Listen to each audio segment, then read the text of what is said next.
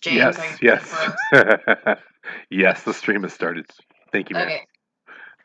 Welcome to the City of Crestwell work session for Monday, March 22nd, 2021. I will open the meeting by doing roll call. First up is Councillor Clark. Councillor Clark is present. Councillor Castilla. Councillor Castilla, present. Councillor Inman. Councillor Inman is present. Councillor Proccio. Councillor Proccio is present. And Councillor Hutchinson will be joining us shortly. And Councillor Medina is not, oh wait, no, Councillor Medina is not here. He's unexcused at this point. Hopefully he shows up. And Mayor Knudsen is here. All right, next up is the mayor's report. I don't have anything to report, so we will move on to committee reports. The first one is the Administration of Finance Committee, and I believe that's Councillor Castilla. Yes, thank you, Mayor. The first item that we'll mention here is the Santa Pac rate increase. Aaron Donnelly and Brian White. Aaron Donnelly is the sales manager and Brian White is the district manager. Gave us a presentation. Nothing that we haven't heard before. He gave us their reasons for a rate increase, which for the most part, there's valid. Their operating costs, expenditures, fuel, labor, etc.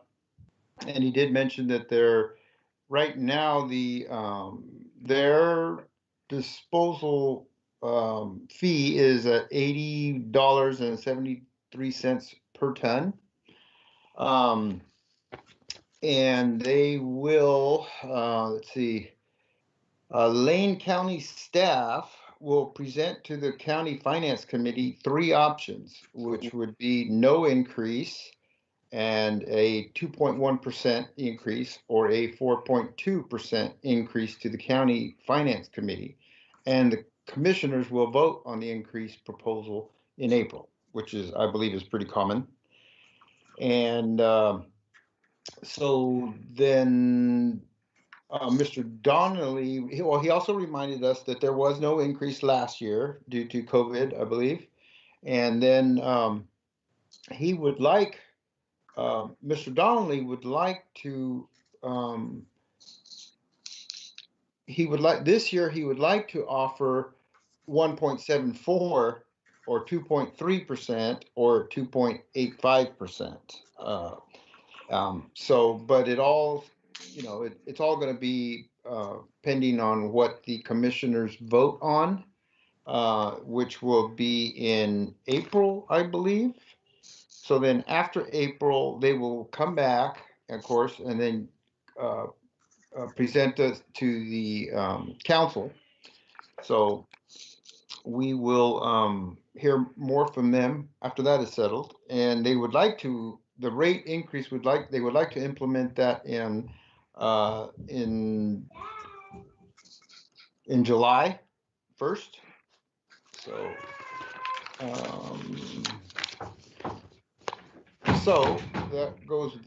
that's about it for that, their presentation. And they also gave us an update on some interesting legislation. Can you hear my daughter? Yeah. Yeah.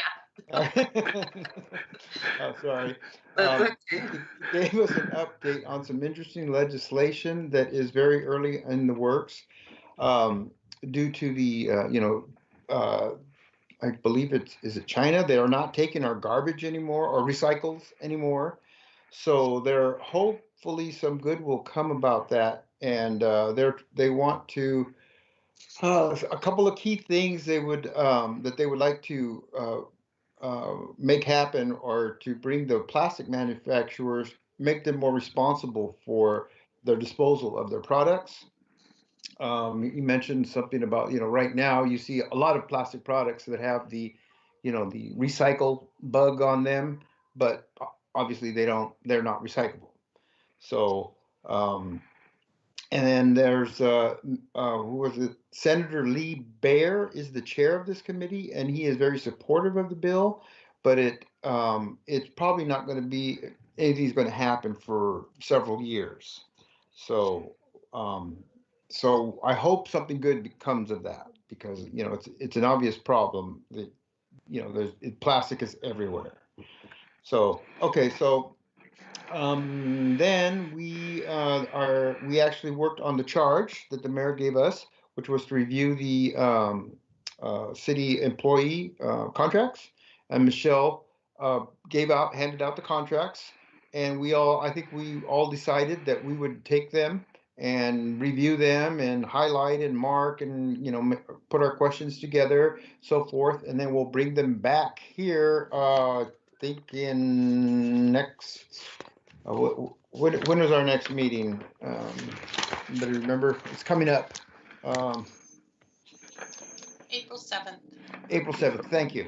So, and then we will look at that and go from there.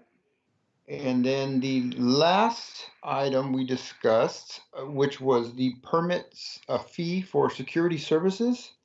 Mr. Piper, Finance Director Piper, presented us with the city ordinance right now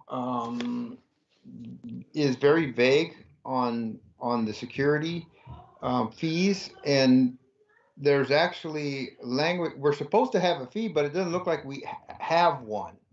So it needs to be updated or a fee added. And he also gave us the Junction Cities ordinance, which is a very much more thorough ordinance. So we're kind of looking at those again. We took those home as homework, and we're going to review those, and we'll bring those back on the 7th as well, and make a decision on what we want to do, and set a fee for that service. And that was about it, really. So. Okay. We have a new secretary, Misty Enman, decided to be secretary for the finance admin committee. So that's great. And that's it. Very good. All right. Thank you guys for your hard work and diligence and all that. Next up is the Public Safety Committee, and that is Councillor Inman. Yes. So we had our last meeting on Tuesday, March 16th, where we did discuss the National Night Out and planning and prepping for that. It was more of a thinking of ideas and approaches, not really for sure how that will end up with the pandemic and kind of where we're at in August, but I think we came up with some good ideas and brainstorming. So that was our discussion, and the next time we're going to meet is April 6th at 5:30. All right, very good. And I just want to note, Councillor Hutchinson is now with us. Thank you for joining. Next up is the Transportation and Public Works Committee, and that's Councillor Braccio. No, you're still muted.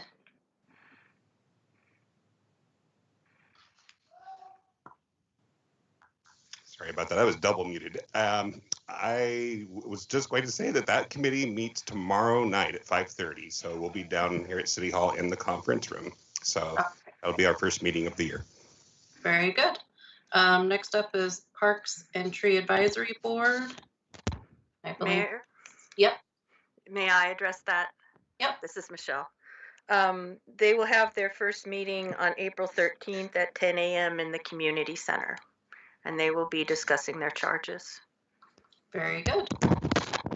Next up is the Airport Commission. No report tonight, Mayor. Okay. Next up is LCOG. We did meet on March 9th, and the executive committee met just to discuss the board director review process. Nothing of note that relates to Cresswell. So that's the end of my report. Next up is the Lane Act. All right. Well, so we met. So we meet the second Wednesday of each month. And so our last meeting was chock full of agenda items. So we got to learn a little bit about the Oregon Highway, so 126, so the Veneta to Eugene corridor improvements, and all of the outreach that they've been doing to the community to kind of look at reducing congestion and increasing safety on there. So if you'd like to know more about that, I'm more than happy to share the information that was shared in the meeting. But lots of really great work that's been done there. And then we also spent quite a bit of time kind of talking about the environment. And so Lane County was there to provide a presentation around greenhouse gas inventory and kind of what is contributing to greenhouse gas. And then ODOT was also there to talk a little bit about climate and what they're doing to promote positive impacts on the environment. So we actually ran right up to time, and so I believe that ODOT will be coming back to continue to share their findings and to talk about their next steps. So, and then we'll be meeting again the second Wednesday of next month. So more information to come. Very good, thank you. That concludes our committee reports. Next up, we have a presentation from Mr. Paul Nielsen, who handled our audit. Unmute. Yeah, there you go. I figured out how to change my background, so I'm progressing right along. All right, I don't know how many of you have been through this before with the audit report, but there's certain things I'm required to communicate. A lot of you are nodding your heads. You've heard this before. So first of all, mostly when I do audit reports, I got to tell a joke about accountants. So I don't know how many of you hold jokes about accountants, but there's this woman, she went to the doctor. The doctor says you got 6 months to live. And she says, doctor, there's nothing you can do about it. And the doctor thinks for a while and says, maybe you can marry an accountant. She said, well, I'll live longer? And he said, no, but you'll feel like you live longer. All right, the audit PowerPoint presentation. James, you going to be able to call that up? All right, let me fire this thing up.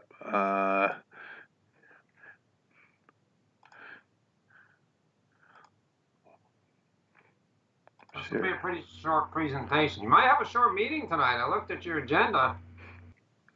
Oh, don't say that. I just jinxed it, right? All right, can everybody see that? James, you want to go to the next slide? I think you need to hit it a couple times because they come up, just get to where you have other findings and issues. Yep. We can see board communication. That's what I see. Board communication. So prior to Enron, we weren't required to communicate anything to governing boards. And post Enron, some of you might remember that Enron thing that happened. There's certain things we have to communicate to governing boards. And one is our responsibility as auditors. Now, I like that picture, James. Even though we draft the report, management is responsible for the audit report. We provide a service, and it's actually called a non-attest service. It's not really part of auditing, of drafting your report. But in our opinion letter, which is the front of the report, it says, in our opinion, there's no material misstatements in this report. Well, what does that mean? It means there's no errors in this report large enough. If someone reads this report and make a decision, those errors wouldn't change that decision. We're not saying there's no errors in this report. We're just saying there's no what we call material errors. We had no significant findings during the audit. Usually difficulties encountered during the audit, I say none. The only reason we had difficulties this year, you had no control over. COVID and wildfires kind of backed up almost all my audit work this year. It's the most unusual audit year I've ever had. No corrected or uncorrected misstatements. That means when we come in and do an audit, we think James needs to change the records somehow. No disagreements with management. Management signs a representation letter. It takes about 6 pages. Basically, I say it means you didn't keep 2 sets of books and put one in the closet and show me the other one. As far as we know, management didn't consult with other auditors about audit-related issues, and we had no other findings or issues related to the audit. Any questions so far? All right, James, you give me the next slide. Oregon minimum standards. So in Oregon, You've probably heard me say this before too, but I've audited governments in Nevada, California, Idaho, and Oregon. And Oregon's the only state in all of those, and New Jersey's the only other state in the whole country that has requirements of what an auditor has to be specially licensed to do governmental audit. That sets out some minimum audit standards, is what it's called, that we have to test for. And one is deposits of public funds. You as a government can put your money in any bank account you want to, up to $250,000, which is the FDIC limit. Once your money exceeds that limit, it has to be in a bank, a financial institution, not just banks, credit unions are on the list now too, a financial institution that's on the list that the state treasurer puts out, and we test that. Debt limitations, based on the real market value of the property inside the city limits, there is a debt limit calculation of how much debt the city can issue, and we do a calculation of that. We do budget testing, just make sure you properly published it, that actually maths correctly, there's no math errors in it. Insurance, we're actually required to look at your insurance certificate, which you get from your insurance agents every year, and make sure you have insurance, basically. Highway revenue testing, so you get gas tax from the state of Oregon, it's passed through, and it can only be spent on certain things. So we draw out what we call a sample, so we select some items and make sure you're not spending the gas tax the state passes through on things you're not supposed to spend it on. And investment of public funds, just like the rule about financial institutions, there's a rule about what governments can and cannot invest in the state of Oregon. And we check to make sure you're in compliance with that rule. Fortunately, our state does not allow derivatives. There's been some governments in other states that allow derivatives go bankrupt because of that. So it's a good thing Oregon doesn't allow that. Any questions? The last two slides show your general fund change in fund balance. So this shows green is revenue, red is expenditures over the last, now I've got 6 years in there, how the revenue and the expenditures have been in the general fund. You can see the first 2 years, expenditures exceed revenue, but over the last 4 years, revenue has exceeded the expenditures. And what does that mean? James, you want to hit that last slide? So I've been doing this for I've been auditing governments for 38 years now. And over all that time, I've developed kind of this is not a standard by any accounting authority body, but I've developed this standard. You need to have a certain amount of days, what I call days in fund balance. So June 30, if no more money came in the door, how long could the city last without any more cash coming in the door? And you have a very good days in fund balance, especially considering in 2020 we had COVID, because I've seen that dip down in a lot of governments with the COVID years. So you should be congratulated for that, for having such a great balance, being able to operate. Any questions? We have no findings, no significant issues to talk about. Paul, I believe Councilor Prochu had his hand up. Okay. I can't remember, but it seemed like maybe last year you were able to give us some comparisons to other cities. Do you have any of that kind of data? I could get that to James if you want me to. I would be very interested in that. What range of cities? I don't know exactly who you do auditing for, but do you have a good range of cities that you could show us? I do quite a bit of cities, but every government's audit report is on a website at the state audit division. So I can call up any city I want to. So I could talk to James and figure out what cities you want, and we can call it up and do some comparison there. That would be cool. Yeah. So anybody can go if you're really interested. Probably nobody's interested. Look up any government in the whole state. It's on that website. I've looked up numerous budgets in comparable cities and compared them to ours, and so they're also on the city website typically if they're being. Yeah, most cities post their audit on the website too. Yes. Yeah. All right. Does anybody else have any questions for Mr. Nielsen? All right, well, I hope next year I can spend more time down there. My audit team really missed going to the Cresswell Bakery this year. We did a little time down there, but we did about half the time up here and our office in Eugene. So, Yeah.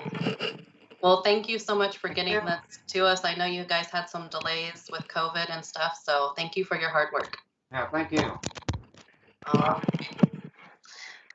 Next up, we have discussion items. First is review park rules, and that is Manager Amberg.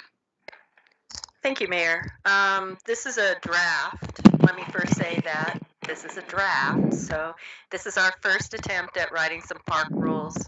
We didn't have a section in our code, our municipal code, regarding park rules. So this will create a new chapter 9.30 in our code.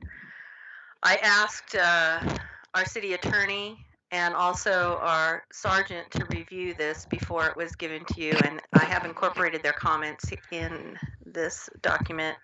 One of the things that you probably noticed is that it doesn't have a whole lot about camping in it, and that was at the advice of both the city attorney and our sergeant. And I maybe should let him let Ross talk a little bit more about that as to why that's not in this document. Ross, could you address that? Well, I can certainly talk about why I would recommend the city have a larger conversation about that issue. Thank you. So, well, and I guess first off, you do already have camping rules in your code. So what we have here in front of you is specific to your parks. Your current camping regulations cover all city property. So it would be all parks, including sidewalks and right-of-way and other city-owned properties. And I guess this goes back to, I think it was in January where we did a little training, and I sped through a little bit about the current state of camping litigation in the Western United States in particular. And we've heard about by now the Ninth Circuit Boise case, and we've also just recently had a case out of Grants Pass. And I talked a little bit about those to you all in January. And zooming way back 10,000 foot level, the big takeaway from those two cases is that we need to look at our regulations holistically. So if we're concerned about camping, if we're concerned about park rules, if we're concerned about vagrancy, we really need to take a look at all of those various provisions in your code and look at them holistically, because the courts will do the same. They're not going to let you regulate camping in one provision and then sidewalks somewhere else and right away somewhere else and vacant city property somewhere else and try to tell the court, oh, well, we don't outlaw camping. Well, if you put all four of those together, yes, you do. So we really need to take a step back and look about, especially as the camping and the homelessness issues that is confronting the whole United States right now. We really need to look at these issues holistically. But that doesn't mean we can't regulate conduct, and especially conduct in your parks. And so I guess from my vantage point, I don't want to put words in Michelle's mouth, but from my vantage point, it would be great to hear from you all what kind of conduct we're worried about in your city parks. And then staff and your sergeant, we can get together and figure out ways to potentially regulate those. And then maybe tell you sometimes, quite candidly, there's nothing we can do. So, I mean, if you're concerned about someone sleeping within the city of Cresswell, whether it's on a park bench or it's in their RV, or if it's on a sidewalk up against a door front, if you want to not allow anything like that in your city, I think your sergeant and I will both agree that we're not going to be able to help you. But what we can do is we can do a little bit of fine targeting, we can do a little fine tuning, and we can regulate some of the conduct that goes along with being homeless and that goes along with camping. So I think we can say no setting fires in our parks. Yes, you need a fire to stay warm and to cook sometimes, but that is just not something that we're going to allow you to do. So those are the types of things that we probably can regulate. And so I guess from my vantage point, it would be good to hear from you all about the conduct that you're especially concerned about. Okay, so I'll open up the floor to counselors to answer that question or ask additional questions about this.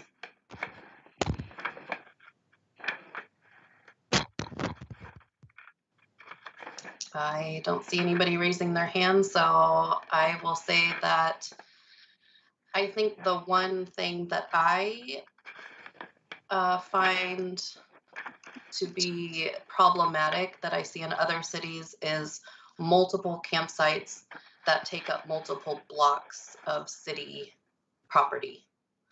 And then that becoming a nuisance in the sense that now we have waste and garbage and all of that to deal with on top of multiple units in a very confined area.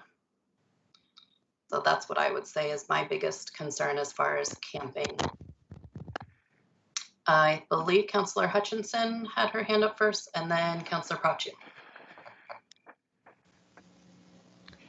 My biggest concern is I don't want it to look like Eugene or Portland with multiple tents everywhere and garbage and feces everywhere, and I just don't think we can handle that. All right, Councillor Prachu. The question I would have maybe for Sergeant Denham would be the way that this draft is written currently. How often do you think it would apply to somebody in the park, given our current just operations and the way things are in Crestwell? The draft actually matches up pretty closely with the rules that we have posted in the park and have had for several years now, and that's basically how we've been able to utilize preventing people from setting up camps and things like that in the park, because it's a violation of the park rules to be in the park during certain hours in the evening. So we have park closure, and we can utilize that as a violation of park rules.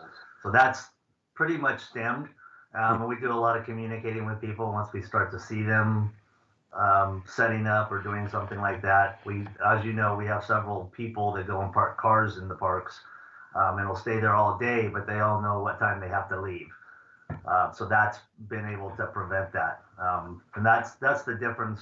Places like Cinderella Park or some of the other city-owned areas that we haven't designated as a park, a lot of those are premises that are not open to the public.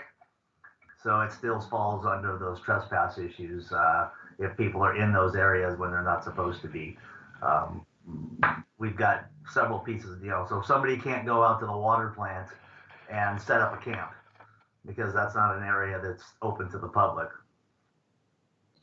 How about specifically with regard to exclusions? Like if we were, because you don't currently do exclusions, right? Yes, we do. Oh, you do? Okay. The exclusion ordinance has been in place for, I want to say what, maybe 6 or 7 years. Okay. And that's been very effective. If we exclude somebody for violation of park rules or committing a crime in the park or any of the listed avenues that we have, then we can use that as an extra tool. Mm-hmm. Many times we don't even need to cite them. We just need to, so if I find somebody with a beer in the park and we don't want to cite them for open container, we can always do a park exclusion for 30 days, and that will remove them from the park. And the threat of trespass, if they violate that, is usually what results in not going back in. Thank you. All right. Any other counselors have any questions or comments?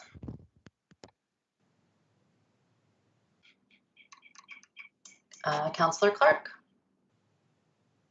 Yeah, I was going to say this isn't about camping. And so one thing that I was noticing as I was reading over this ordinance is that there are a couple references to like he or she or some gendered language within the ordinance. And so I would encourage us to maybe think about using there as a more inclusive terminology and not one that we would need to change in the future.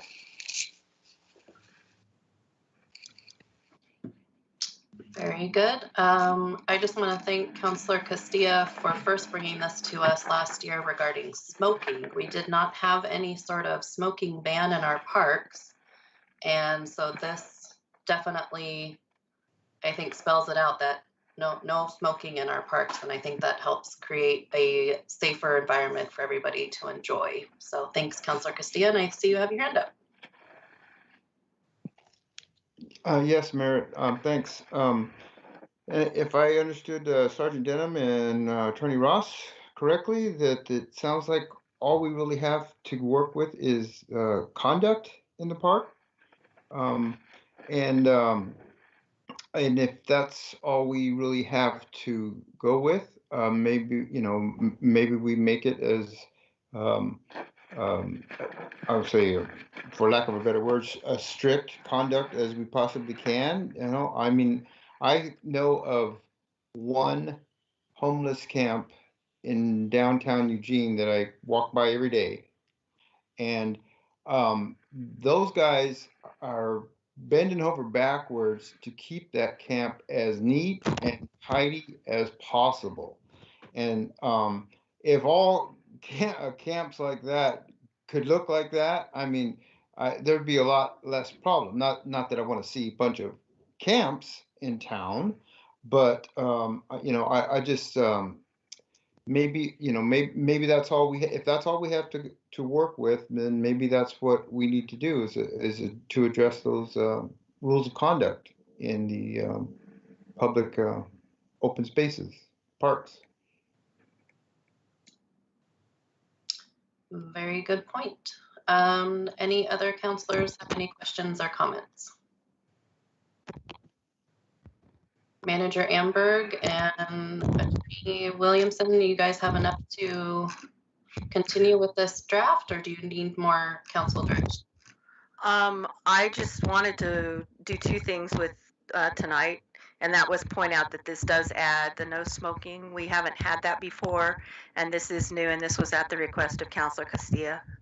Also, I wanted to ask our City Attorney Williamson, in this I referenced the exclusions from the park under that section, and starting with line 113. And it already is in our Creswell Municipal Code under Chapter 9-0.05-450. I'm wondering if we should strike line 113 through 173, since we already have it in the Municipal Code. Yeah, I think there's no reason to repeat it. So we would either strike it here or we would strike it where it currently is. We'll just have it in one place. Right. Do you have a preference, Sergeant Denham, as to where it's located?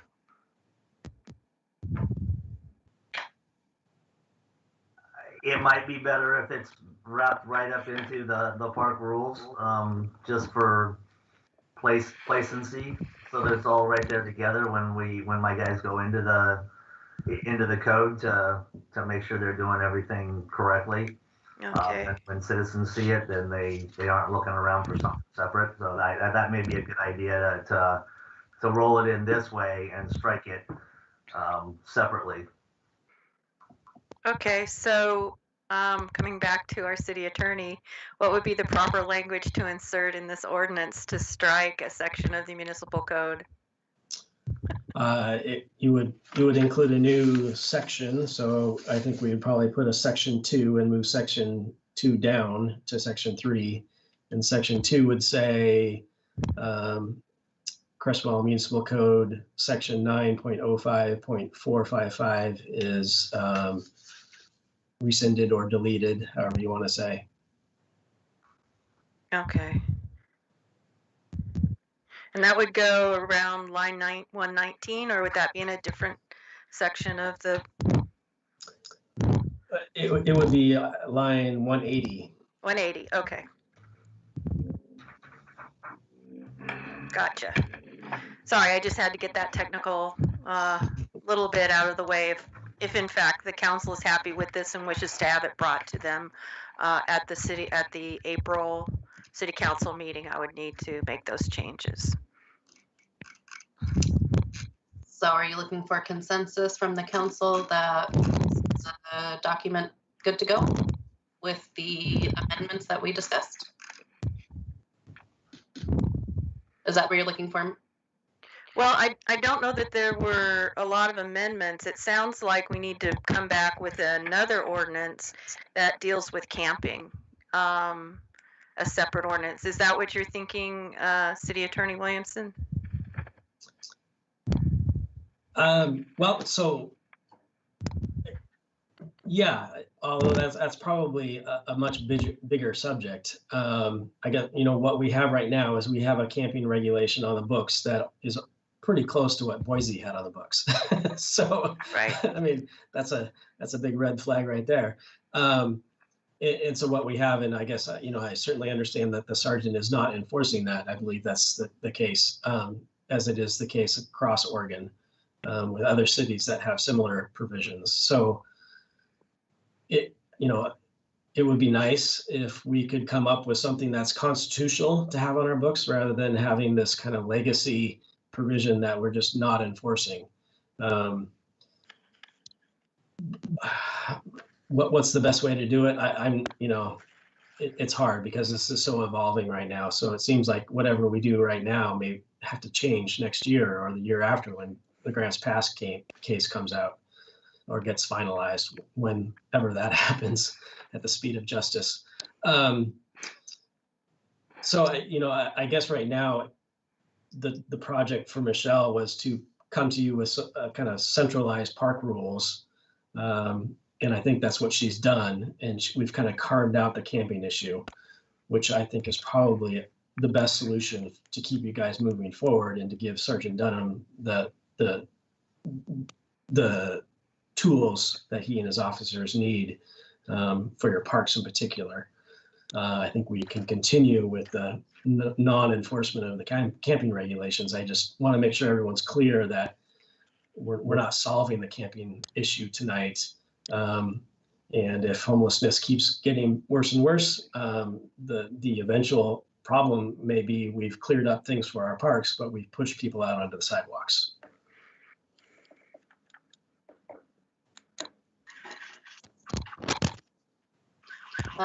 So do we want to revisit camping at another time and move forward with these rules as presented, council? I see a lot of shaking, nodding, and thumbs up. So if you guys have what you need, then I think we're good. Okay, I will go ahead and make the gender pronoun changes and also work on the exclusion ordinance or the exclusion language and make sure that we repeal it in the other section of our municipal code and then bring this back to you in April for adoption. Okay, sounds good. Thank Moving you. on to item B. This is streaming council meetings online and in-person meetings, and this is Mr. Jim Piper. Thank you, Mayor. I provided a memo to the council explaining the direction that was given. We did meet with somebody who's very knowledgeable in this area. The challenge being that we're going to go from everybody being in a online stream to the potential of some people live, some people online streaming. Pardon me. Fortunately, the representative from Pro Sounds and Audio in Eugene, Dan, has recently done a design for Springfield. He's also worked for other municipalities in our area. we may be able to piggyback on those contracts and not have to go through the procurement process of going out to bid and inviting multiple bidders, and that could be a huge advantage as far as the timeline goes. The biggest weakness in our system right now is the echoing. Those who've sat through council meetings prior to COVID can attest to this. There is some echoing in the sound system, especially when you got somebody speaking on one side of the dais and then somebody on the other side of the dais. Fortunately, there is a processing unit. It's kind of just a step above what we have that does have the acoustic echo cancellation technology in it. The good news, we did have really good bones in our system. So it's not like we have to redo the entire audio video system. We have great speakers, and we have an audio rack behind the chambers. Well, actually, it's to the west of the chambers in a secure room. And there's some technology in there that we could revitalize. Like there's a audio recorder in there that will connect to the network. It's just getting that reconnection made. The other thing was to bring in some televisions. The electricians have already put in the power. If you notice in the council chambers, there's power outlets on each side of the dais already ready to go, and those will be instrumental in the system. Also, we'll need a couple cameras, and then there was some beam tracking speakers. I wanted to point that out. I didn't note it in the memo. But those will add the ability to do the work sessions down in the center of the council chambers, and you won't have that weird audio echoing or the feedback from when those speakers microphones are underneath the speakers. Those things are pretty nice. They actually track to each speaker as they're speaking, and turns off the other mics. That was a nice addition to the system. So that was one of my questions. Sorry, just wanted new counselors where we haven't had a work session in person. We don't all sit at the dais. We sit down with tables and chairs, and it's a little bit more, I don't know, personable. And so I was wondering about how those work sessions would work if the mics and everything are set up for the dais, and then we're all down at the table. So that answers that question. It makes that a lot easier for us to still have our sort of informal work sessions where we can get down to business.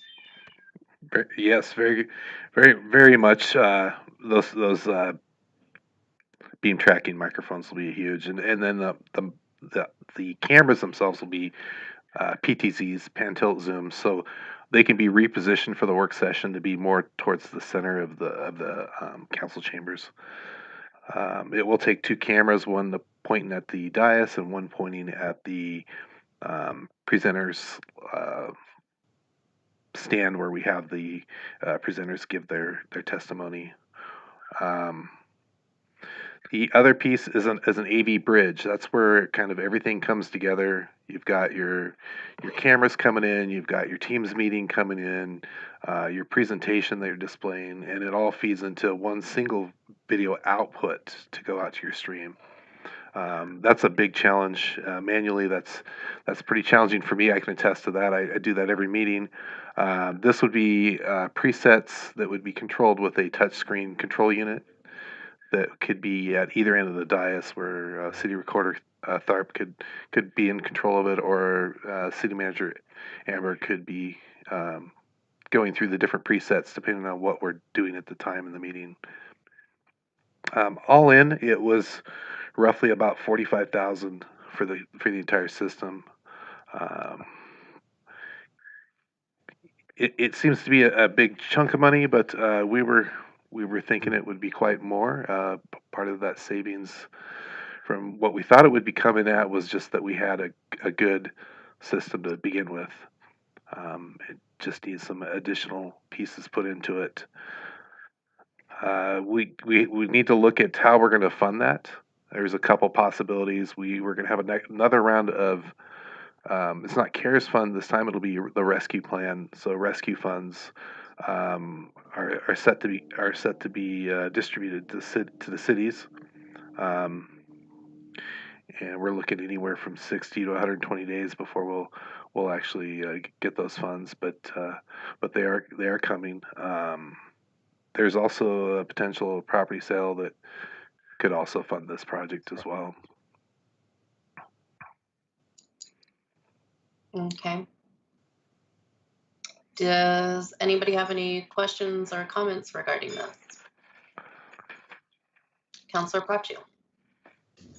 Hey, Jim. Thanks for working on this project. This one is near and dear to my heart. I think this probably was the one thing that I was always talking about when I first came onto council, is that I wanted to webcast the meeting. So COVID kind of threw us in to the kind of into the mix and forced us a little bit. Now we're doing the project. That's pretty exciting. I wanted to ask you about the pan tilt zooms and whether those are going to be, can they be remotely controlled from a different location? That's a good question. I don't know. I can talk to our rep and get back to you on that. Okay. And I just want to note we did think of you when we were talking sure. through this. Yeah, you probably we better do something or get him to shut up. We But appreciate the it. other thing is that I think that last year before we went into COVID, we were just about to maybe have a presentation from Neil Boyer over at Metro Television. And the only reason that I was kind of excited to maybe hook in with him is because of the way that the meetings could potentially be. So if staff didn't want necessarily to try to remote, and do those cameras while they're participating in a meeting. And I will tell you that's a difficult thing to try to do and be part of a meeting while you're also trying to take notes or to participate. It's just a tough thing. So that's part of a service that LCOG through Metro TV could potentially, if we wanted to. They also provide closed captioning and other services, encoding services and things like that. So I just wondered if we had thought about maybe trying to connect in through them and just say, hi, we're thinking about doing this. What can you tell us? Yeah, absolutely, Counselor. We actually did meet with them and walk through the system. He came out and did a demo. And ultimately, we were still going to be on the hook for staffing the equipment. Mhm. And they could tap us into their Metro TV, but then we would have to share with other jurisdictions. So with others having Monday night meetings, it became a conflict. I thought that could be a potential challenge because I think Eugene meets on the same nights we do sometimes. Yep. Yeah, so it just had to. With this, we'll have a lot more control over the programming, but then again, we also have to have somebody run it, and part of the project is just having. I know that we were thinking along the lines of having the presets and the touch screens so that, okay, we need to change the cameras to look more at the presenter, that it would just be a one button click and it would do all the things that need to be done in the software. If that helps. Which is really nice. Yeah, absolutely. Yeah, I came by. I was hoping I would catch you the night that we were doing our public safety meeting because I brought my pan tilt zoom in, which I'm actually using right now for this meeting, and thought I was going to show it off to you, but you weren't there. So I'm sorry I missed sounds that. like you got some cool stuff on the horizon for us. I'm really excited about that. It is kind of a spendy project, that's for sure, and we knew it would be. Yeah, and I realize how important these professionals are to bring in. I can share a quick story that when the pandemic hit back in March, we tried getting somebody in, and of course everybody was booked out for months. And manager Amberg and I basically jumped in the car, drove directly to Best Buy, and we grabbed the first sales associate we could when we walked in, and had him just walk us around the building and kind of, okay, what do you got? And even at that, the shelves were bare just like everywhere else. And we kind of put together a system that's getting us through so far. But I think for the council, for the city, we want to look at something more long term for sure, and a really good fix. All right, I believe Councilor Castilla had his hand up, and then Councilor Medina. Yes, Jim, just curious. So if this technological dream was to come true, is there a year like a what is there a yearly cost like maintenance to this stuff or what? You know, what else comes along with it? You know, there's always going to be costs. I think the cost is going to be the annual depreciation of the assets. We will have to eventually replace cameras and or TVs down the road. But as far as like annual subscriptions or reoccurring costs go, I don't know of any in this project. But it could be, 5-10 years down the road, we have to replace a monitor or two, or a camera. Yes, it was. Sorry, and it was the subscriptions. I guess is what I was really curious about. As far as you know, there is nothing that right now that the city would have to pay a yearly subscription to, or No yearly subscriptions. It would just be the capital cost to put the system in. Thank you, Jim. All right, Councilor Medina. Yeah, I guess more of a comment and a question. Do we have for 45? You're saying about 45,000 all in. I want to make sure it is a pretty big price tag for Cresswell, especially right now, and that we'd have to pass another one to add the money to it. Do we even have the online traffic flow to justify a $45,000 purchase into a non really needed at the time item? That's a great question. I've seen some really high viewing counts.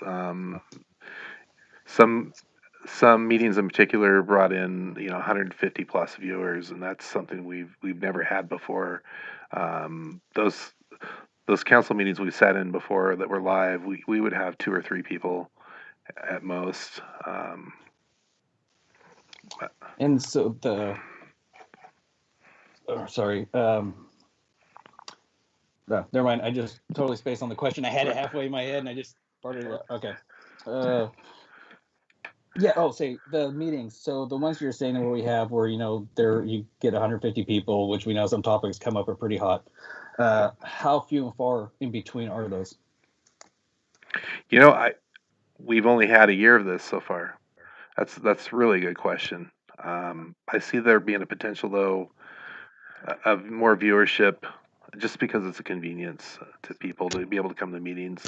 I know it's really challenging for people to break away from home and come down to City Hall in the evenings, and this might be a good way to get to those folks. Yeah, it's still a $45,000 price tag for Cresswell. So I mean, we really got to make sure we have the traffic flow, or that we're going to be getting that traffic flow, I think, to justify this type of purchase. May I? At this time, anyway. May I join? Yeah, Manager Amberg. Yeah. We have seen. I have been monitoring the attendance as well, the virtual attendance, and I think 2 things are driving consideration of this purchase. And one is the request of the council to do so and the direction of the council to do so. The second is that we are receiving a much higher participation rate than we've ever had before in person. It's just one of those things where I'd want to see the numbers on all of our attendance for the meetings for this last year then to really kind of dive down into it. Well, we can do our best to try and get you those numbers, but I can tell you what the numbers were prior. And they were, as Mr. Piper has said, they were, you could count the number of people on one hand that were in the room. And oftentimes one of those people was my husband. So I don't know if he really gets to be counted or not. And as far as I just want to reassure you that we will be receiving federal funds here pretty soon, within the next 120 days, that will have to be spent on certain areas. We don't have carte blanche on how to spend these funds, and this would be one of the eligible ways to spend the funds. And I think it would be something that would benefit the public. Okay, so if we get federal funds, are we matching, or is this being all paid by federal funds? All paid by federal funds. Okay. Well, if it's all paid by federal, then that would be okay. I don't think we should cut a dime for this, though, at this time. So when we talked about having in-person meetings, a lot of us said that we don't want to go back to in-person without having some sort of streaming in place in order to stream our meetings either live or recorded to the public. And so is that how everyone is still feeling? Because if not, then we're going down the wrong path here. So yeah, mine was just after a time of thinking on it and just, really making sure we're justifying these purchases and the things that we're doing in the time that we are doing it right now. So, and then, through further deliberation, that's when those kind of questions just came up. And I just want to make sure, we're getting the biggest bang for our buck and we're investing where it's needed. Well, everything has a price tag, and every choice that we make, we have to weigh, is it worth it or not? And mine just went the other way. You said since he's been on council, he has been pushing for this. I've been pushing for this because we see that we are missing opportunities by not streaming our meetings to anybody and nobody showing up to meetings. And so once we started having to stream our meetings as part of an open public process, then we saw an uptick in a lot of people being more interested in our local government. And I think that made us excited as counselors. And we certainly, once we get back into in-person meetings, we don't want to take that away.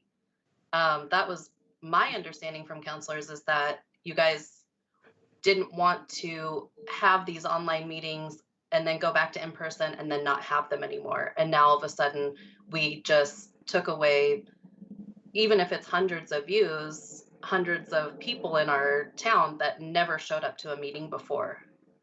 So I would like to hear more. If this isn't the direction that you guys want to go, please, this is the time to talk about it. So Councillor Prachu, and then I think Councillor Castilla. Okay, I got a couple of things to add on there. Hopefully I remember all of them, but first I would say that I think it's difficult to put a price tag on public participation. So you can look at numbers and you can look at engagement and you can see how many are viewing live, how many are catching the replays, how many times are they catching those replays over the course of a longer period of time. It becomes really a part of the public record that is in addition to the minutes as well. So, or it can even help us to go back and look and see, what did we say there or whatever. So I would look at it as a tool on multiple levels, not just as a way of recording meetings and getting them out to the public. It's a complete way of being transparent that I think that we've been working hard at that for a long time, and I think Creswell does a great job at that, actually. So I just see it as one way to really connect in with our citizens in a way that we hadn't been able to do before. So I really want to continue to do this. Now, can we get it done before we start meeting in person again is the real challenge, right? Because it seems like everything's flying open, and who knows before we might be able to do that again. So I would not want to delay it too long and not be able to come in and meet in person too. So I think that's part of the equation and part of the balance that we need to talk about. And then the last thing I wanted to mention would be the ongoing costs that Councillor Castilla mentioned. Because there could be, depending on some of the other kind of sidebar things. So, for instance, how are we aggregating and displaying the videos to people on our website? Might be a question.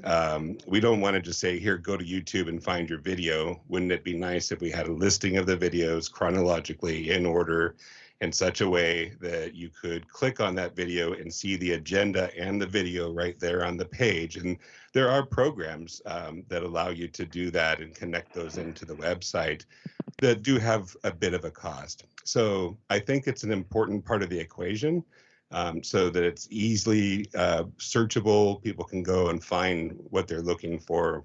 You know, what was the meeting that they talked about X, you know, and those videos would be tagged in that way so that people could easily find them. They even have a way to tag the videos and time mark them so that as certain parts of the agenda are being covered, then you could jump to that part of the video, which is really great for people. If they want to say, well, I just want to see the part of the meeting where they discuss X, then it's just really easy to go, boom, there it is. So look at holistically, there's a lot of really cool things that we could be doing with the videos. Thank you. I don't know what to say about that. No, I definitely agree with your sentiments regarding that. It's not just, hey, we got to reach our public, but it's definitely a tool that can be used for future councils, future Cresswellians that want to know what's been going on the last few years. And now we definitely have one full year of a record of what we've been talking about, and it's a more in-depth video versus just reading minutes, which thanks Roberta for all the minutes, but sometimes you just don't get all the conversation that actually occurs in those meetings with just the minutes. So Councillor Castilla.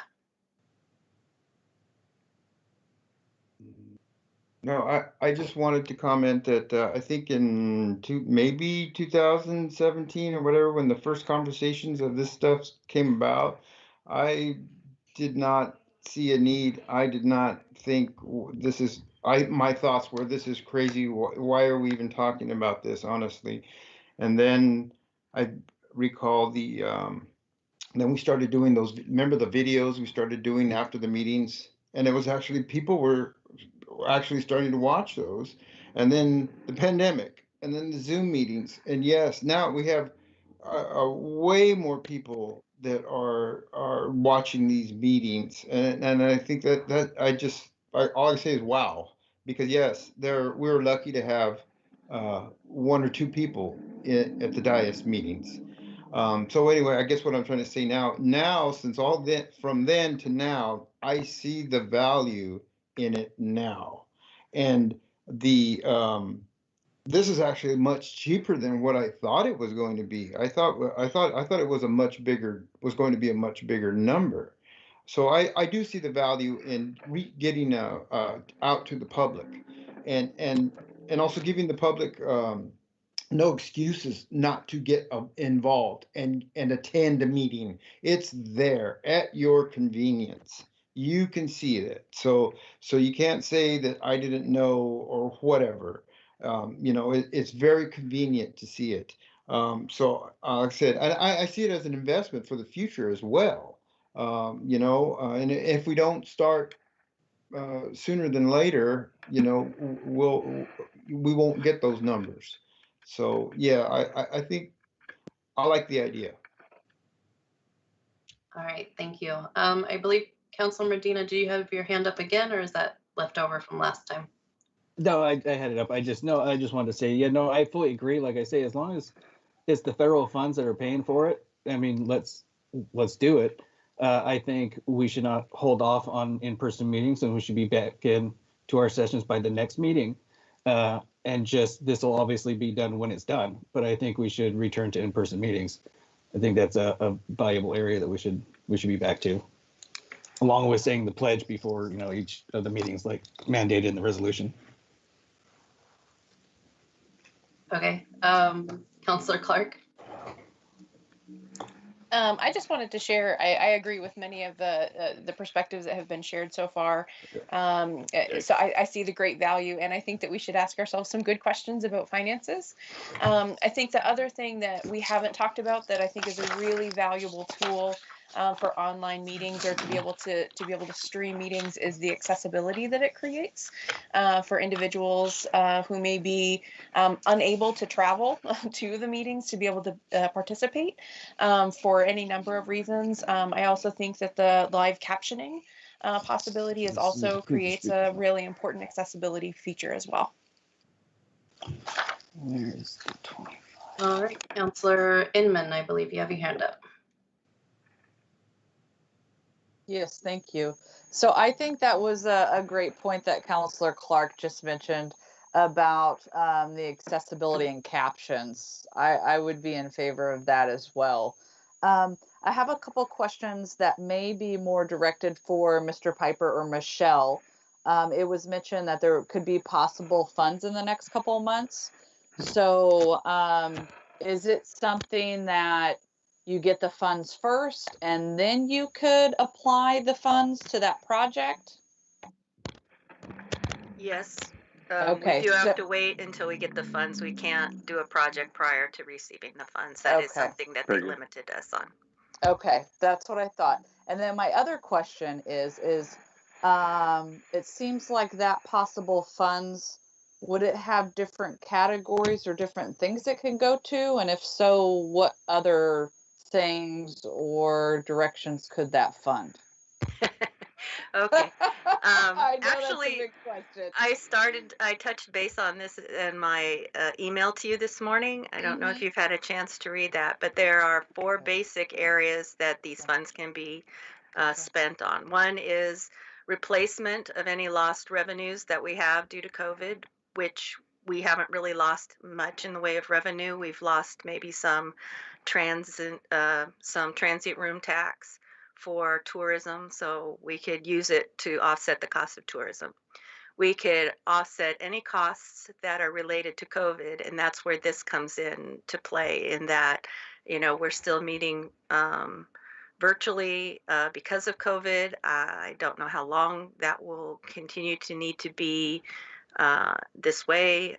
Primarily, it's because of distancing issues when you get people in together. We can't really distance you 6 feet apart at the dais. As big as the dais is, there's not room for 6-foot distancing. So anyway, I digressed. Anything that has to do with COVID can be used for. So masks, sanitation. The third thing it can be used for is to give extra pay to people who are considered essential workers, and that's a very well-defined classification.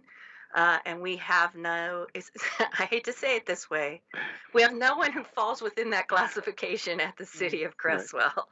Those would be firefighters, those would be police officers, those would be nurses, doctors, folks, EMTs, paramedics, those types of folks. So we don't have those kinds of folks here, although I do believe we have many essential people here at the City Hall. And then the fourth thing that it can be used for, this is off the top of my head, so there's 2 things it cannot be used for. It cannot be used to offset any taxes, and it cannot be used in the pension. So the only classification that we can use it, the fourth area, which I think is very important to us, is that it can be used for projects that are water, sewer, or broadband. And so, of course, being a huge sewer project comes to mind that we will be doing in the next year or 2 at the airport. So we could use these funds, perhaps. I'm not going to make any sort of, but that project would be eligible for these funds. So the 2 areas that really apply to Cresswell are things that have to do directly with COVID and water, sewer, and broadband infrastructure. Did that answer your question, or was it too much information?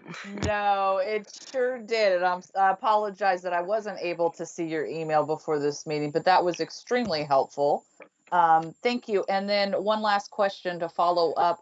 So can you have multiple projects with this fund? So we possibly could have one for broadband and one for sewer? Absolutely. You If I can divide understood. it. It will be coming. We will be getting a very surprisingly large amount of money. I don't know if you've heard, but it's $1,129,000 approximately. It will come in 2 payments a year apart. So it will be cut in half, and we'll receive the first half within the this next 120 days. We could expect to receive it, and then we'll receive the second half this time next year. These monies all would have to be appropriated. So it's not like its staff is just going to get the money and spend it willy-nilly wildly. We would like to have it appropriated, and of course that means a discussion with the city council. So we will be bringing this back to you in some depth later. Thank you, Michelle. You're very welcome. Yes. All right. Counselor Hutchinson, do you have anything to add, ask, any comments? Just want to give every counselor a chance to speak. Okay, so going forward, what does Manager Amberg and Mr. Piper need from council? This was an information item. It sounds like it's still one of the things City Council is interested in. So we will move forward with it, and we will start working on getting it installed as soon as we have the funding available. Okay, and it sounds like that's not going to be for another 60 to 120 days, though. Let's hope it's 60. Yeah, let's hope it's 60. And as Manager Amber said, we'll come back for appropriations when that money is received. Okay.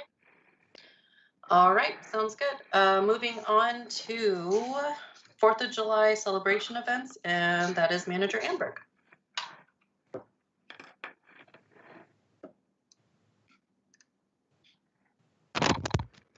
Hello again. So I did some more research based on the last conversation we had on the 4th of July, and I provided you with an outline of some of the possibilities. One of the things that came up since I prepared this, we have to prepare these a good week and a half in advance of the city council meeting, almost 2 weeks. But one of the things that came up that you might want to consider is a car show. I've been talking to cities around here, around us in Lane County, and although the roadie days has been kind of canceled, they are still going to go forward with a car show. So I thought that was kind of an interesting option, and probably could be something that could be accommodated. But basically, I looked into the fireworks, the parade, having contests and activities at the airport. The fireworks, as I said, the school district is lukewarm about hosting that on their properties. There would be a lot of questions that they have that would need to be answered, specifically what do you plan to do regarding people. If you're going to allow people into the area with blankets and such, as was practiced in the past, they are probably not going to look favorably on that. If we allow people to park on school property, they're a little bit nervous about that, but willing to probably talk about it a little bit. If we have fireworks and we restrict everyone off of the school property, they're probably most open to that. We could look for a different location to have fireworks. That's a possibility, but again, we will deal with traffic issues probably more than likely. The parade, I just can't come up with any good news about the parade. I'm sorry. Oh, and also a special events permit for the fireworks would be an additional $1,000 from our insurance company. A parade, they won't insure, and there are a lot of logistical issues associated with the parade. that make it a very complicated, complex sort of activity. So I think I'd like to, continue to have discussion on that if that's something that you would like to do. Contests are really simple. I think we can do the same thing we did last year. The cost was very minimal, and the outline that I provided is pretty straightforward. You need judges, and you need prizes, and you need a way to collect who's going to participate. So, and you need to decide what are the categories you're going to judge. So that's pretty straightforward. We had activities at the airport last year. There is a good possibility that we could do it again this year. However, we do need to keep in mind that this is the 4th of July on a Sunday, and this would be our manager's day off as well as a holiday. So we need to keep whatever event we do at the airport, honoring her as well. She works very hard, and we don't want to ask her to spend a day on a Sunday on her holiday off. And then I wanted to let you know that there is also something in the works. RAIN is working with our local business community to put together a food and activity fair for July 4th. And that sounds like something fun. They will be meeting on Thursday, the 25th, to discuss this. But Ariel shared with me kind of a little thumbnail of what they're thinking. They haven't really solidified anything.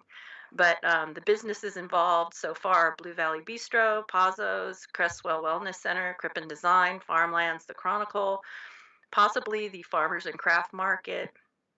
It could be very low costs. What they would ask from the city is to provide custom masks for people to wear when they go from vendor to vendor.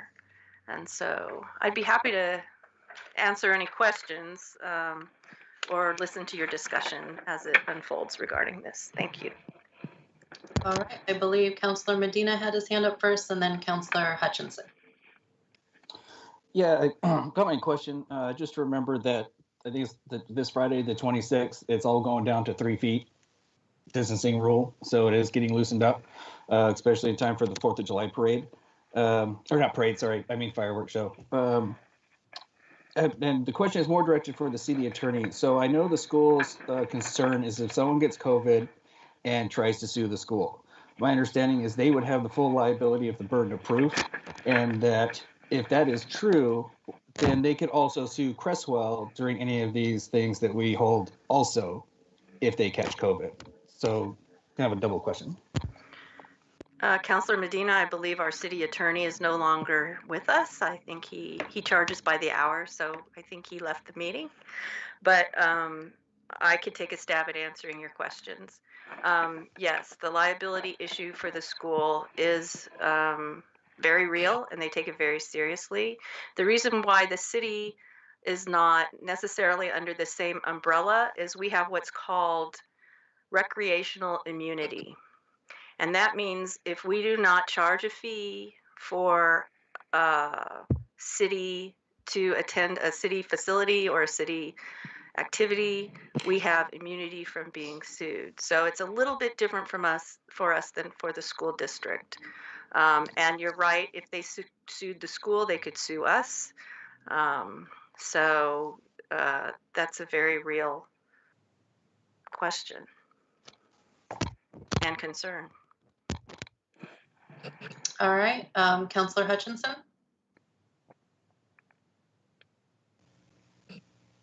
My question is about the parade. Besides, like, the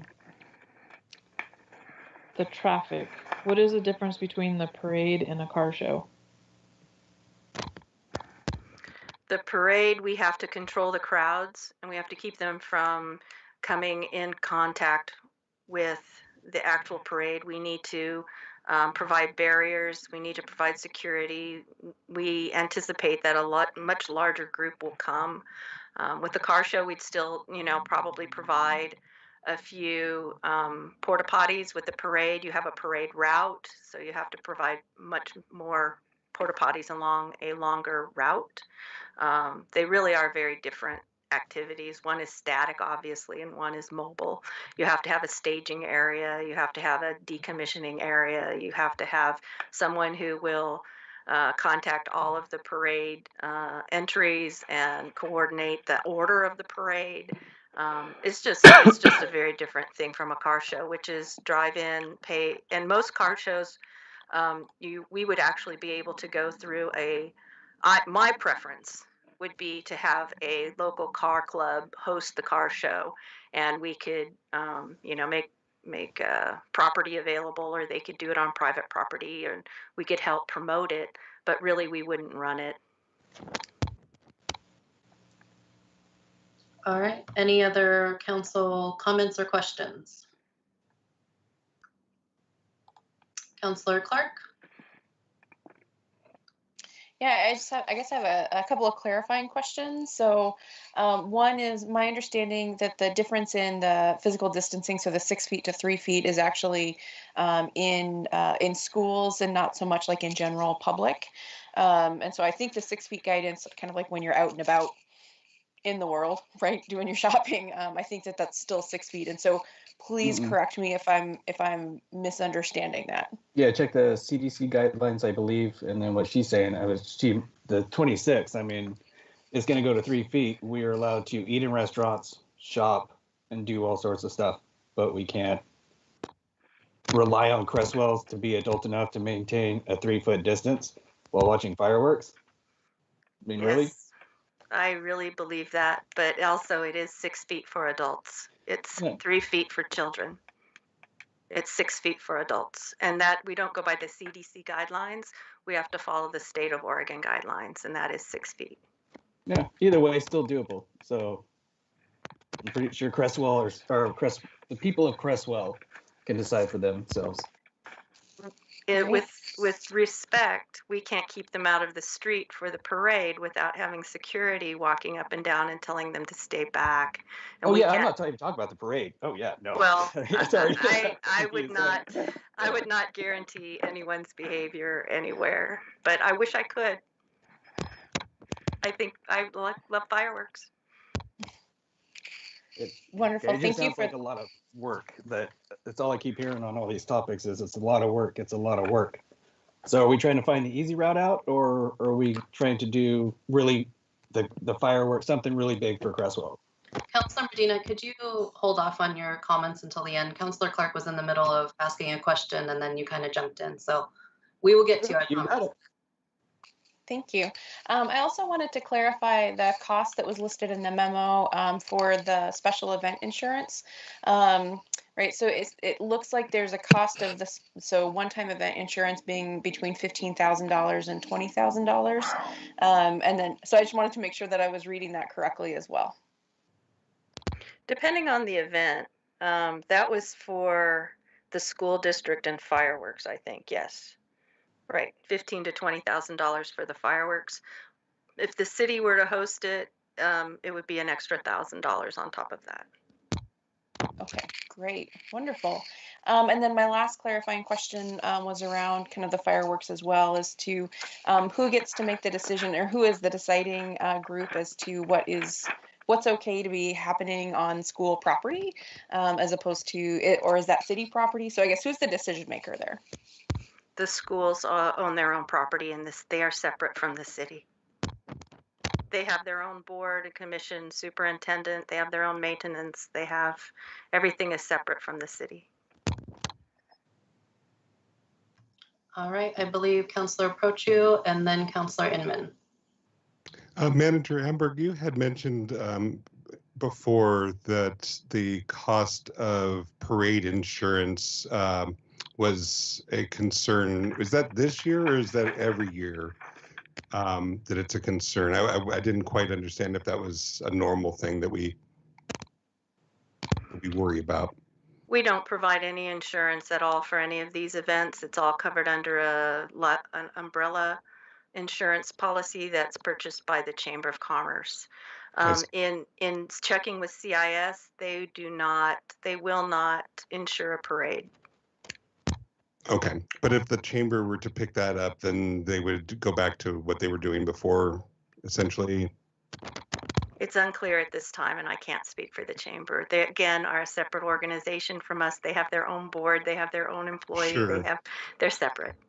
Yeah, I guess where I was kind of headed with that is that we're still kind of talking about how and what it is that we're doing for this year, and then I'm kind of thinking about those years ahead, as far as what the city's participation should be as far as these events go, because I definitely was hearing that, boy, the 4th of July sometimes, if that falls on, say, a weekend, then that's extra pay for staff and other needs. There's always extra needs for law enforcement and those kinds of things. So I guess I would say that I had never really thought about all of those costs, So as we're talking about all this stuff here, I'm just kind of trying to be forward thinking about how we're going to do things in the future too, because maybe we'll need to make adjustments then. That's a great perspective, Council President Pratu.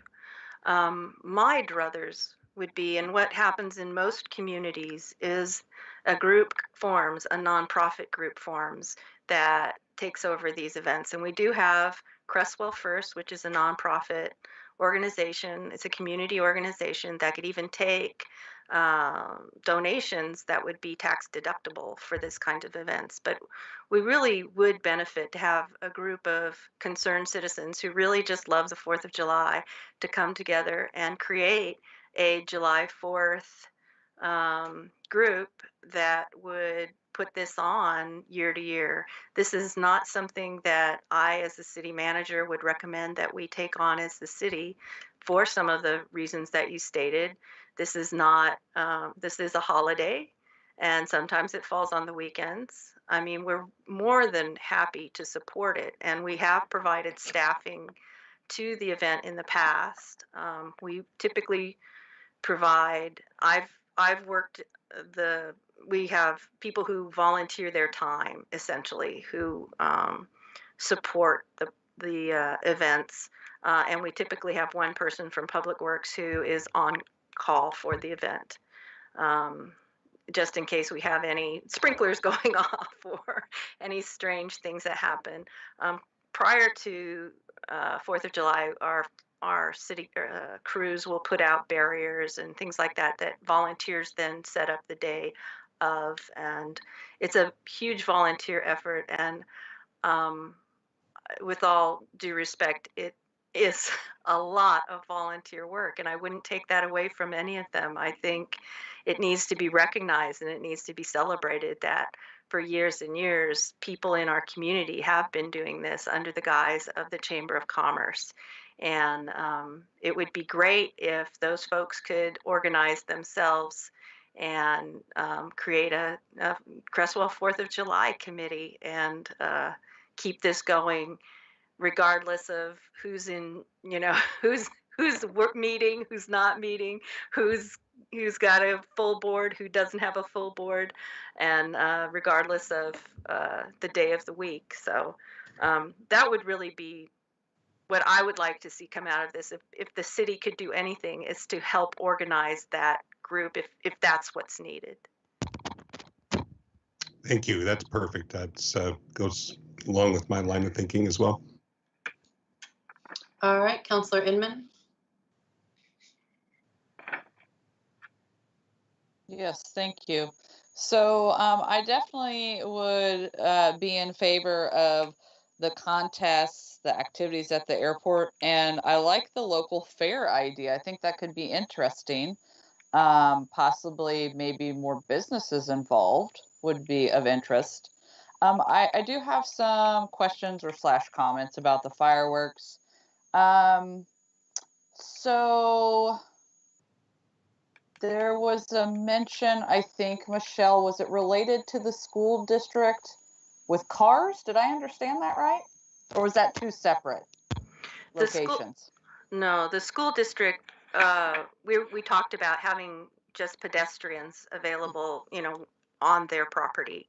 And that was the least desirable situation. We talked about allowing people to park in the parking lot and watch the fireworks. And that was something they might consider. But having the fireworks with no public in attendance on their property was most likely doable. Mhm. I have to use a lot of qualifiers because we haven't come to a final Sure. decision. Sorry. Sure. And would that be access to both parking lots? So the elementary school as well as the high school? Could you access both of those parking lots? We just generally spoke about parking lots, so I'm Okay. assuming it would be both parking lots. It might be the middle school for some people even. Okay. Okay. I just wanted to make sure I understood that correctly. And then for some reason, if the school district was just a no-go, is there any other place, venue? I was thinking of other places. I'm certainly open to suggestions, but Garden Lake Park was a suggestion. But again, the parking would be absolutely monstrous out there. And it's pretty close to the airport, so I don't know if the FAA would have a problem with that. The other one I thought of was perhaps we could get in touch with the manager, the property manager at Bald Knob. They have a pretty open area there, and we could just, it would just be a matter of no one can come on their property or park on their property. It would be just if you can see it, you can see it. And it might be a problem being so close to the freeway. That's one of the other problems with Garden Lake Park. The nice thing about Garden Lake Park is we could maybe use a raft or something like that to light the fireworks, so we could minimize fire danger. I'm open to other suggestions. I was just simply clarifying. And then I think my other question with the school and parking is how much parking is available? I mean, how many people normally attend versus the parking available? That would just be a question. I couldn't tell you. That would be a Chamber of Commerce question, and But it don't would know. be interesting. Yeah. And that's all I have to comment. Thank you. I'm sorry. All right, Councillor Castillo or Councillor Hutchinson, any questions or comments? All right. So what do you need from us going forward, Michelle? Direction on what you would like for staff to do. Okay. The local fair, I would like to make our property available to those businesses so they can set up. A lot of those businesses are small and don't have a lot of parking lot space. So if we could make our parking lots available to them, I would like to be able to do that for them if they host their local fair. Definitely in favor of the jet flyover at the airport. Certainly don't want to have Shelley Humble there all day to direct any sort of activities, but maybe just the flyover and the national anthem, I believe, is what we did last year, an hour or two of celebratory things, and then we can maybe have the shaved ice truck. You said the cost was less than $2,000, so if we just invite them and everybody kind of pays for theirs instead of the city footing that bill, then it's an option for people to go out and experience 4th of July on their own. The contest I'm in favor of. And I am not in favor of the fireworks or the parade just because of the logistics and the cost associated with that. So, council consent on what you would like? Or do we want to keep discussing this at a future date? We still have a few months, so we're kind of jumping the ball and getting it rolling. So if you still want to keep discussing our options and going forward, or do we want to give direction on how we're going to handle 4th of July and go from there? Councillor Castilla and then Councillor Clark. I would be interested in if Michelle would be willing to have further conversation with the school district on fireworks on their property. Obviously, they are holding the cards on this one. I mean, it's up to them. It's their property. So I mean, you know, and as the restrictions are monitored, who knows? You know, I'd just be willing to hear what further other conversation Michelle would have with about doing it. I would be willing to continue the conversation if that's what the city council desires.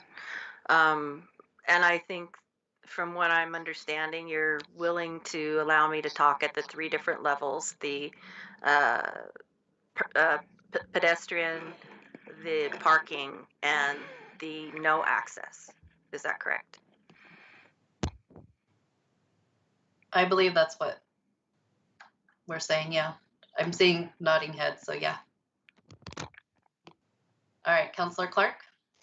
I would say that I'm in concurrence with what Mayor Knutson has shared in terms of thoughts and kind of what events do we want to be supportive of. I was doing some quick math, and sometimes that gets in my way. But based off of what I'm looking at, it looks like it's between $15,000 and $20,000 for special event insurance, as well as the additional $1,000. We talked last work session about the cost of about $10,000 for the fireworks themselves, plus the potential cost of porta potties and all the other things. And so I think that we're quickly getting up to about a $30,000 price to that. And so that's why I'm thinking that I'm in concurrence, as much as I love fireworks, with Mayor Knutson. All right, Councillor Hutchinson? Is there a rule that says that we have to provide porta potties? I mean, Creswell's a small enough town that people can go to the bathroom before they go and when they get home. It's a matter of sanitation and actually I think it helps protect our parks to have the porta potties available. Otherwise our parks would be overwhelmed. But you can't assume that the only people who are going to come to fireworks are going to be Cresswellians. All right, do you have enough to go forward and we can bring this to another work session in April or May, Manager Hamburg? I believe so. Okay, so it sounds like we'll keep discussing and keep brainstorming and try to make a good 4th of July happen, even with the barriers that we face.